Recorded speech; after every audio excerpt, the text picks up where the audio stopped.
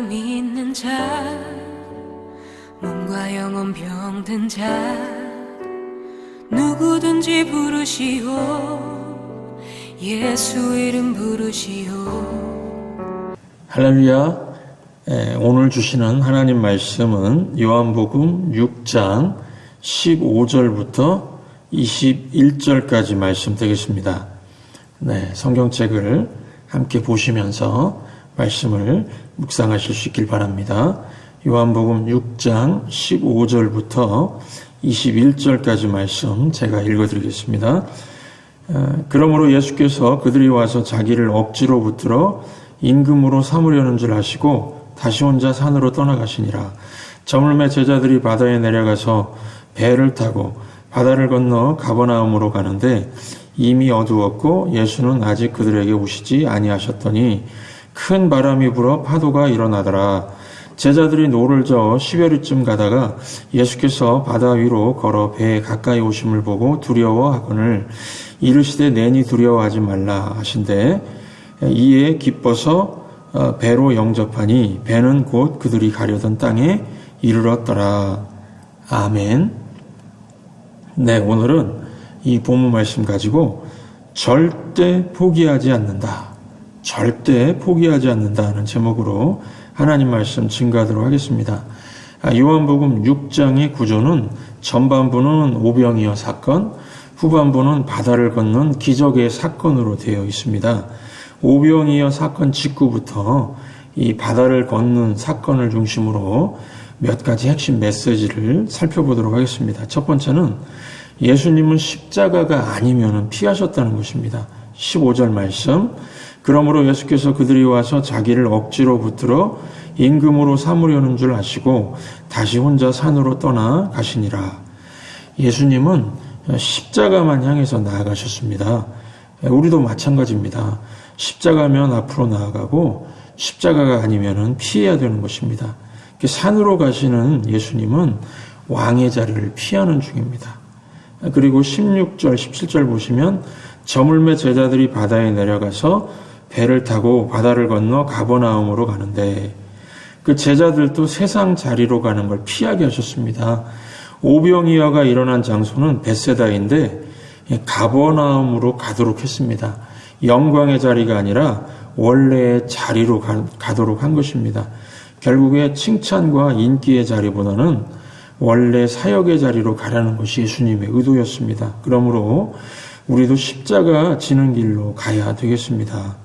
찬송가 323장 부름받아 나서니 몸 이렇게 사는 삶이 되어야 한다는 것입니다. 그 3절 가사 보시면 존귀 영광 모든 권세 주님 홀로 받으소서 멸시천대 십자가는 제가 지고 가오리다. 그 다음 가사가 무엇이죠? 이름 없이 빛도 없이 감사하며 섬기리다. 이름 없이 빛도 없이 감사하며 섬기리다. 그 신앙의 지도자들을 보면은 리더의 유형이 있습니다. 한국 교회는 동양 유교 사상이 배어서 그런지 명분을 중요시하는 리더들이 많습니다. 그러다 보니까 내가 중직자인데 하면서 낮아지는 것을 못합니다. 그런데 진정한 리더는 목적을 이루기 위해서는 멸시천대 십자가를 다 지는 리더입니다.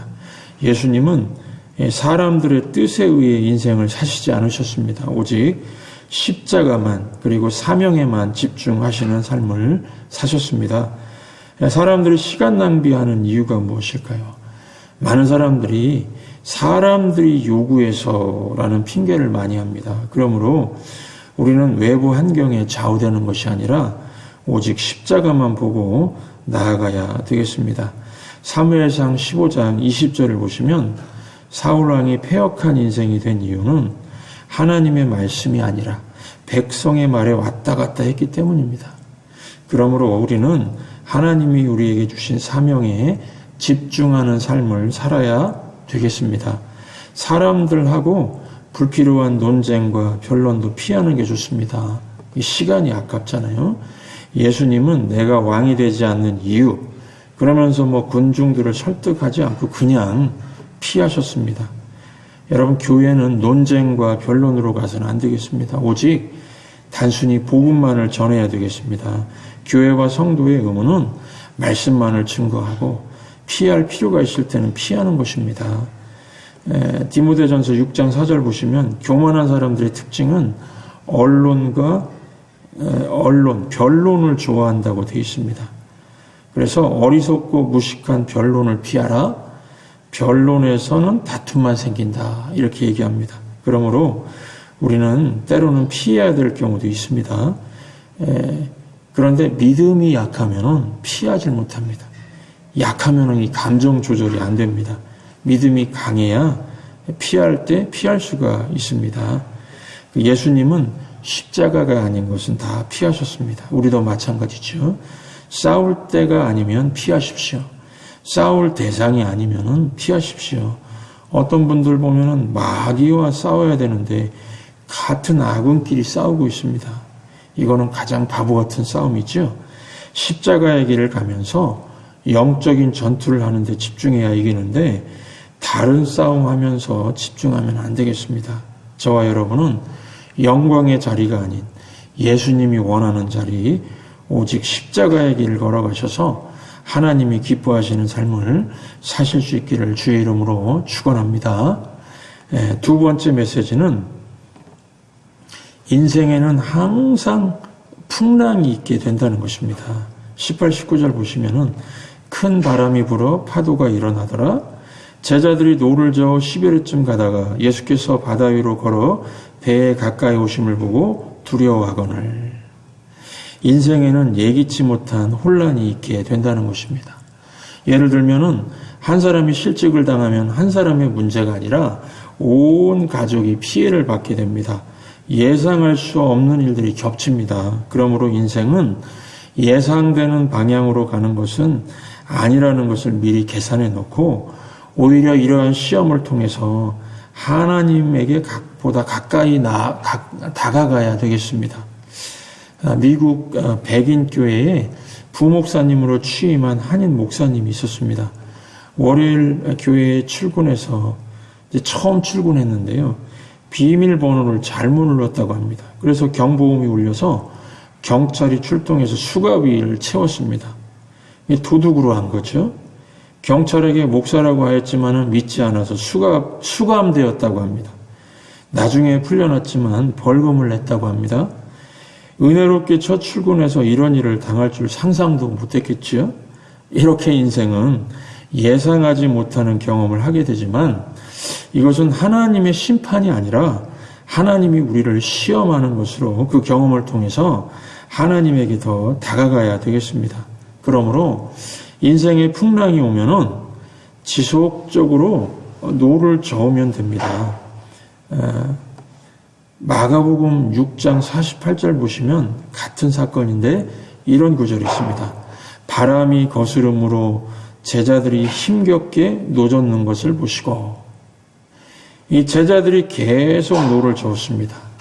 즉 고난과 어려움이 있어도 나의 구속주가 살아계시니라는 믿음을 가지고 하나님이 나에게 허락하신 길을 향해서 계속 노를 저어서 나아가야 한다는 것입니다. 신앙인은요, 숨는 것이 아니라 고난을 경험할 때 앞으로 나아가는 존재입니다. 우리가 계속해서 노를 젓기만 하면 되는 이유가 무엇입니까? 고난 가운데 있는 우리를 예수님은 알고 계시기 때문입니다. 노젓는 것을 보고 계셨습니다.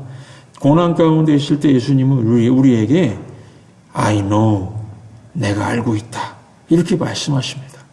그러므로 힘들어도 우리는 계속 노를 저어야 되겠습니다. 우리는 힘들어도 계속 일하고 있는지를 보여줘야 됩니다. 끝까지 포기하지 않는다. 끝까지 포기하지 않는다는 걸 보여주는 겁니다. 서울의 지하철 안에서 물건을 파는 판매원이 있었다고 합니다. 이 사람이 소리를 쳤다고 합니다. 여러분들, 제가 뭘 파시는지 아십니까? 아무도 쳐다보질 않았습니다. 그러자 플라스틱에 털 다닌 거 팝니다, 그러니까 이제 궁금해서 몇 사람이 쳐다봤다고 합니다. 그리고 나서 또 이게 국산일까요? 외국 제품일까요? 이렇게 하니까 더 궁금해져가지고 사람들이 몇 사람 쳐다보니까 이거는 중국산입니다. 아주 싸게 살 수 있습니다. 이렇게 했다는 것입니다. 그러고 나서 이 판매원이 제가 오늘 팔 수 있을까요? 없을까요? 그러자 몇 사람이 더 쳐다보았답니다. 그러고 나서 마지막으로 이 판매원이 이렇게 얘기를 했답니다. 제가 오늘 못 팔면은 어떻게 될까요? 그러니까 호기심에 더 많은 사람들이 쳐다봤을 때 판매원이 이렇게 말했다고 합니다. 여러분들, 저는 절대로 포기하지 않습니다. 왜냐하면 다음 칸이 있기 때문입니다. 이렇게 얘기를 했다는 것입니다. 우리 집사님들, 우리 인생도 절대 포기하면 안 되겠습니다.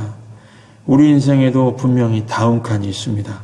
하나님은 우리와 항상 함께 계시고 기회를 주실 것이고 또 힘을 공급해 주신다는 것을 기억하시고 기도하면서 기다리면은 승리하는 인생을 살 수 있게 될 것입니다. 마지막으로 세 번째 메시지는 두려워하지 말랍니다. 20절 말씀, 이르시되 내니 두려워하지 말라.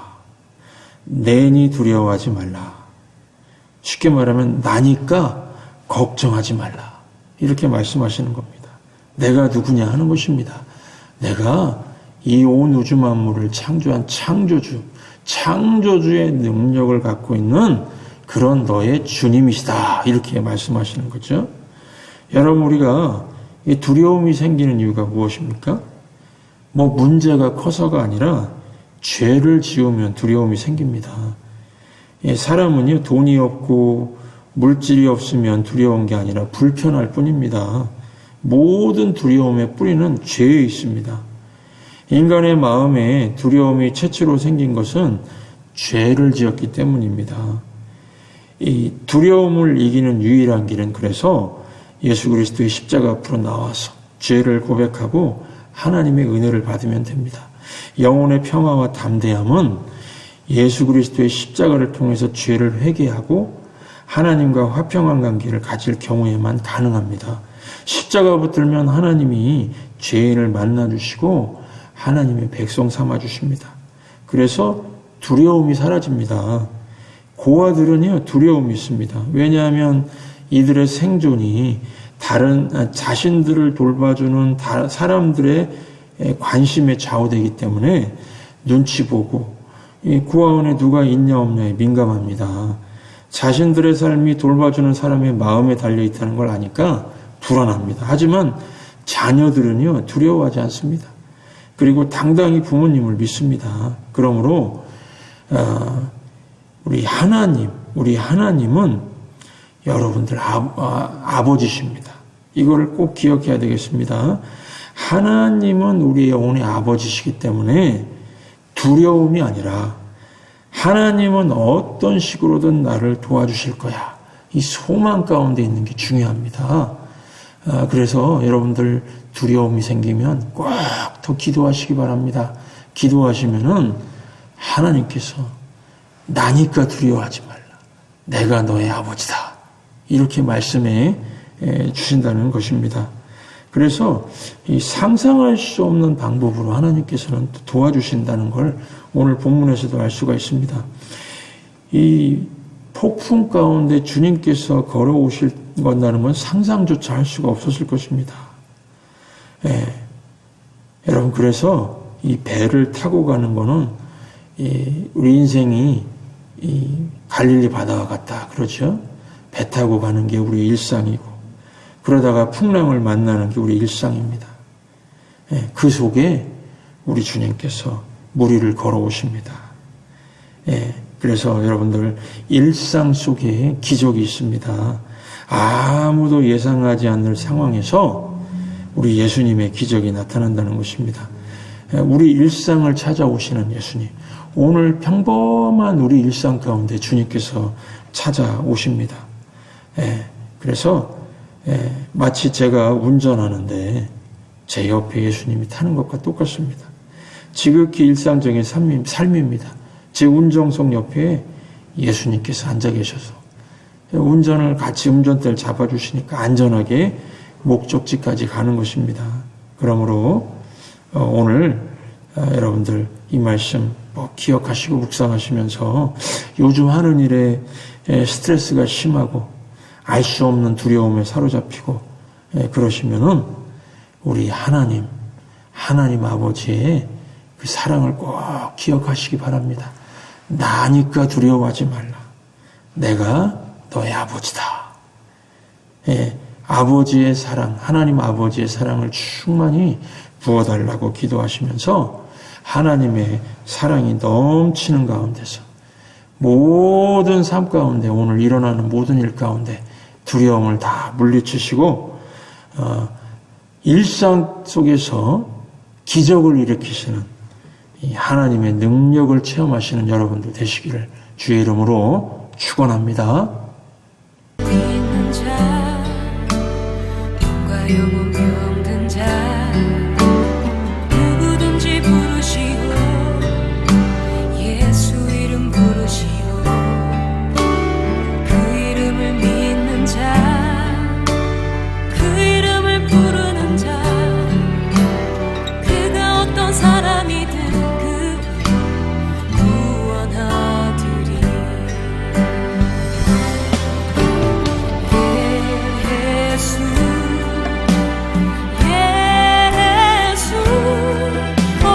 능력의 그 이름 예수 나 외쳐 부르네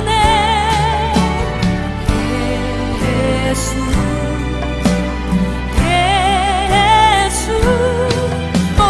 구원의 그 이름 예수 나 외쳐 부르네 예수 그리스도